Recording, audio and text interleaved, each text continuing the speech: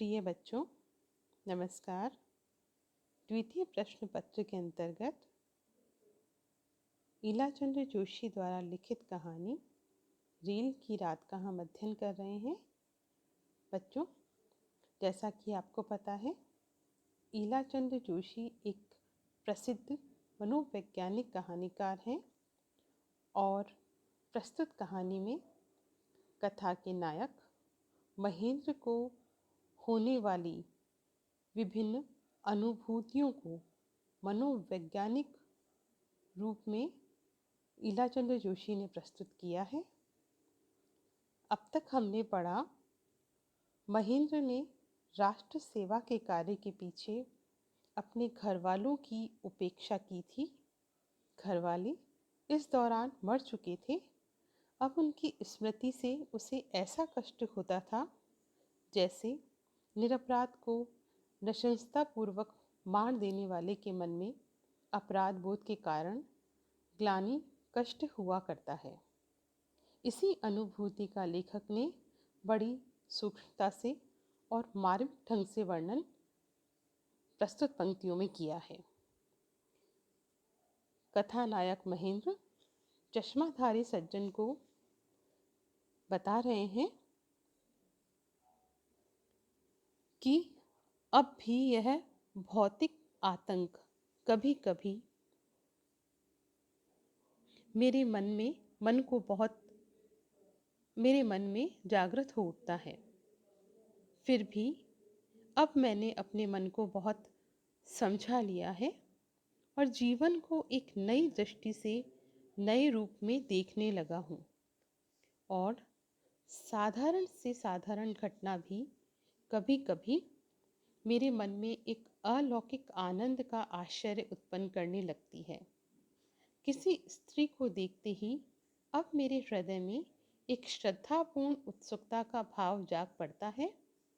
ऐसा मालूम होने लगता है जैसे मैंने अपने जीवन में पहले कभी स्त्री को न देखा हो। अब पहली बार इस आनंददायिनी रहस्यमयी जाति के अस्तित्व का अनुभव मुझे हुआ हो। महेंद्र का लंबा लेक्चर समाप्त होते ही चश्माधारी सज्जन हाँ हाँ करके ठठाकर हंसते हुए बोले, आप भी बड़े मजे के आदमी हैं, खूब। यह कहकर वह बेंच पर आराम से लेट गए। उन्होंने आंखें बंद कर ली। थोड़ी देर बाद वह खर्राटे लेने लगे। एक लंबी सांस लेते हुए महेंद्र ने प्राय अंधकार में अस्पष्ट झलकती हुई गुलाबी साड़ी की ओर देखा। दो आंखों की मार्मिक दृष्टि की तीव्र मोहकता उस अर्ध अंधकार में विस्मित वेदना की उत्सुक उज्जवल रेखाओं को विकिरित कर रही थी। महेंद्र पुलक विहल होकर मंत्रमुग्ध सा बैठा रहा। बच्चों, कहानीकार ने महेंद्र के द्वारा यह जो वर्णन प्रस्तुत किया है वह मनोवैज्ञानिक होने के साथ ही स्वाभाविक और विश्वसनीय है। कारण यह है कि जब व्यक्ति में किसी काम के प्रति बहुत लगाव होता है तब उसका ध्यान अन्य बातों की ओर नहीं जा पाता।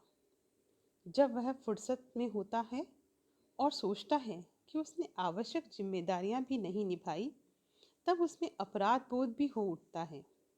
और महेंद्र के साथ भी ऐसा ही हुआ, जो स्वाभाविक है। अपने बारे में महेंद्र ने बताना बंद किया तब तक चश्माधारी व्यक्ति सो गया और फिर महेंद्र का ध्यान फिर से उस महिला की तरफ चला गया। घंटी बजी। दिल्ली जाने वाली गाड़ी के आने की सूचना देते हुए सिग्नल डाउन हुआ। सामने रक्त आकाशदीप के बदले हरे रंग का प्रकाश जल उठा। वह हरित आलोक महेंद्र के मानस पटल पर साड़ी के गुलाबी रंग के साथ मिलकर एक स्निग्ध शुचि सौंदर्य लोक का सृजन करने लगा। थोड़ी देर में दूर से गाड़ी की सर्चलाइट दिखाई दी। चश्माधारी महाशय महेंद्र के जगाने पर फड़फड़ाते हुए उठे। कूलियों ने सामान संभाल लिया। भग भग करती हुई गाड़ी प्लेटफॉर्म पर आ लगी। बड़ी भीड़ थी। चश्माधारी सज्जन को महिलाओं के साथ कूली लोग इंजन की उल्टी और बहुत दूर तक ले गए। कहीं स्थान न पाकर अंत में एक डिब्बे में जबरदस्ती घुस गए। महेंद्र भी उन लोगों के साथ साथ जा रहा था। जिस डिब्बे में वो लोग घुसे, उस डिब्बे में स्थान का निपट अभाव देख वह विवश होकर एक दूसरे डिब्बे में चला गया। वहाँ भी काफ़ी भीड़ थी।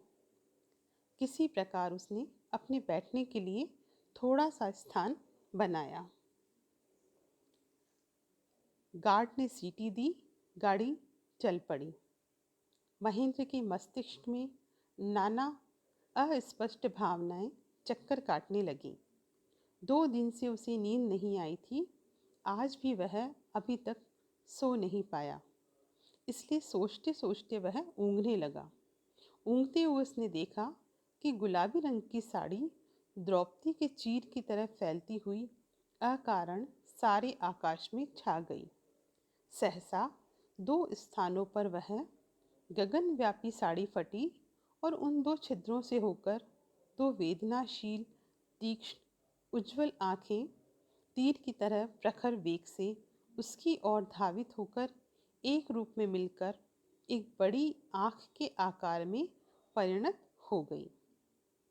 बड़ी आँख उसके शरीर को छेड़कर और छूकर फिर ऊपर आकाश की ओर तीर की तरह छूटी और आकाश में फैली हुई गुलाबी आँख में जा लगी और फटकर फिर से 2 सुंदर किंतु करुणाविकल आँखों के आकार में विभक्त हो गई।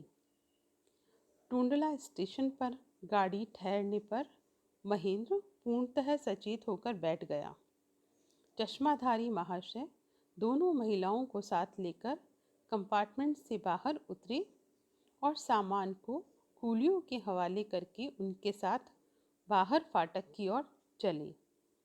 महेंद्र ने अपने कंपार्टमेंट से अपनी विश्व विजयिनी को देखा। वह इस उत्सुकता में था कि एक बार अंतिम समय के लिए दोनों की आंखें 4 हो जाए, पर न हुई और गुलाबी साड़ी से आवृत सजीव प्रतिमा व्यस्त वियल से आगे निकल गई। टूंडला से गाड़ी छूटने पर महेंद्र के कानों में चश्माधारी सज्जन के ठठाकर हंसने के शब्द गूंजने लगे। उससे अदृष्ट की चिरव्यंग पुकार मानो बार बार कहती थी, आप भी बड़े मजे के आदमी हैं खूब। यह कहानी यहीं पर समाप्त होती है। इस कहानी को पढ़कर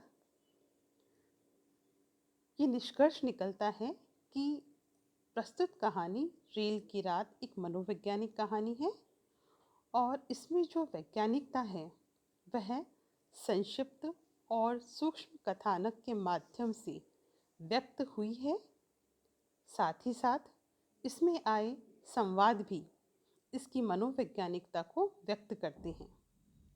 बच्चों, कहानीकार ने बड़े कौशल से यह भी संकेत कर दिया है कि मानव मन के भीतर कितने ही विचार प्रवाह चलते रहते हैं और वे सामान्यतः बाहर नहीं आ पाते हैं। यह एक प्रकार से आंतरिक दुनिया है जो व्यक्ति के मानस और उसके जुड़े हुए मनोविज्ञान से गहरा संबंध रखती है। निश्चय ही यह एक सफल मनोवैज्ञानिक कहानी कही जा सकती है। धन्यवाद।